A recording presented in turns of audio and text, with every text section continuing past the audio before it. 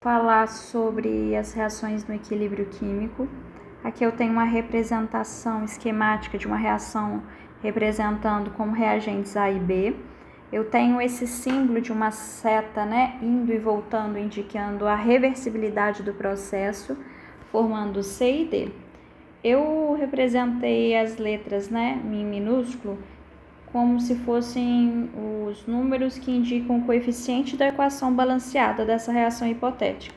E para falar em reação no equilíbrio químico, é importante destacar que essas reações precisam ser reversíveis, a velocidade da reação direta e inversa precisam ser iguais e a concentração constante.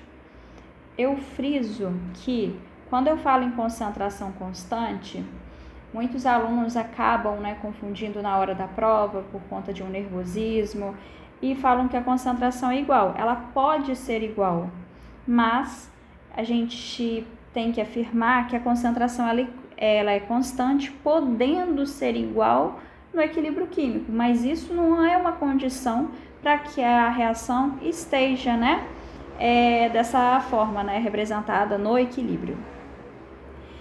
Eu destaco também que uma reação no equilíbrio químico, quando a gente fala sobre isso, na verdade a gente tem um equilíbrio dinâmico, na qual nem todas as reações, elas chegam ao fim. Algumas dessas, elas são reversíveis, elas podem ocorrer nos dois sentidos, tanto da direita para a esquerda, formando produtos, e da direita para a esquerda. E quando as velocidades dessas reações, elas se igualam, nós podemos afirmar que a reação chegou no equilíbrio químico.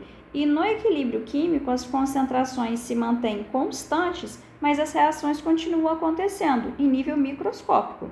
É um estado dinâmico, ele não está parado, a gente tem um processo dinâmico ocorrendo. E para representar quantitativamente uma reação no equilíbrio químico, nós usamos uma constante de equilíbrio. Só que para fazer a dedução dessa constante de equilíbrio, a gente precisa relembrar alguns temas estudados lá em cinética química. E para isso eu trouxe essa equação matemática que traz que a velocidade sendo igual a constante multiplicada pela concentração de A elevado a x vezes B elevado a y. Se eu tenho uma reação elementar, esses valores de x e y, que representam a ordem da reação, eles coincidem com o coeficiente da equação balanceada. E para fazer a dedução da constante de equilíbrio, eu separei nossa reação inicial em duas reações, a reação de ida e a reação de volta, lembrando que nós temos um processo reversível. Na reação de ida, que eu coloquei aqui como 1, eu tenho A mais B formando C e D. E para representar a equação matemática que indica a velocidade, a cinética desse processo, eu coloquei como V, D é igual a multiplicação da constante da reação direta, multiplicado pelos reagentes A e B, elevado aos respectivos coeficientes da equação balanceada, considerando uma reação elementar. Na velocidade da reação inversa, nós temos algo semelhante, só que a gente vai retratar aqui como VI, que é a velocidade da reação inversa, sendo igual a constante I multiplicado pelas concentrações de C e D. Como eu disse anteriormente, a velocidade da reação direta e inversa, elas se igualam no equilíbrio químico. Daí eu igualei essas expressões matemáticas, o VD e o VI. Fazendo isso, nós vamos ter que a equação matemática, que representa isso, que eu vou destacar agora, para vocês conseguirem me acompanhar, essa daqui, eu igualei, como eu falei anteriormente, essas expressões matemáticas da cinética da reação direta e inversa. Isolando a concentração de um lado e a constante de outro, a gente obtém a seguinte equação matemática, KD dividido por KI, que é igual à concentração, dos produtos, elevado ali seus expoentes, dividido, pela concentração dos reagentes.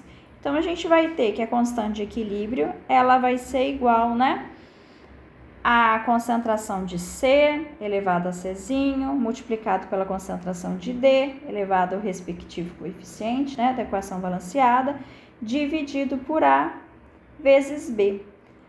Lembrando que essa constante, ela representa, né, aqui nessa expressão, a constante de equilíbrio.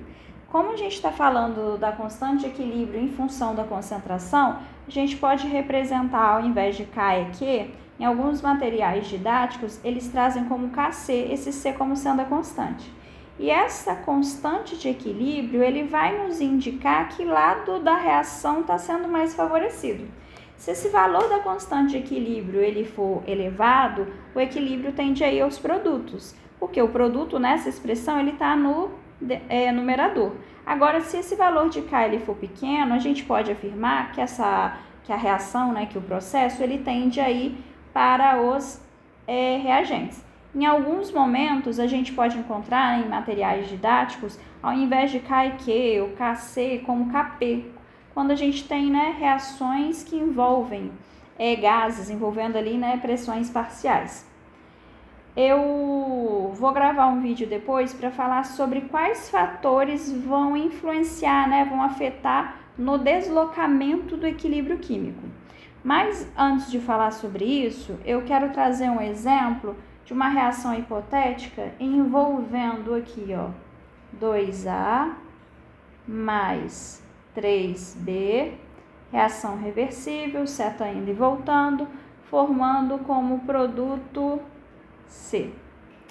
Para esse processo, eu vou falar, né, que a constante de equilíbrio ela vai ser igual à razão dos meus produtos. Nesse caso, eu tenho apenas um, então eu vou representar a concentração de C. Na frente dessa equação, né, da frente do C, na verdade, eu não tenho nenhum número ali ligado a ele, representado, mas é como se eu tivesse o número 1. Então, eu posso omitir esse 1 na equação, na reação química e também na equação matemática. Então, a gente vai colocar que a constante de equilíbrio é igual à concentração de C dividido pelas concentrações de A vezes a concentração de B. Eu coloquei como expoente de A o número 2, porque na frente do A nós tínhamos o 2 representado e na frente do B nós temos o número 3. Então, eu utilizei esses valores, né, dos coeficientes das equações como os expoentes da expressão matemática ali, né, como expoente, representando aqui.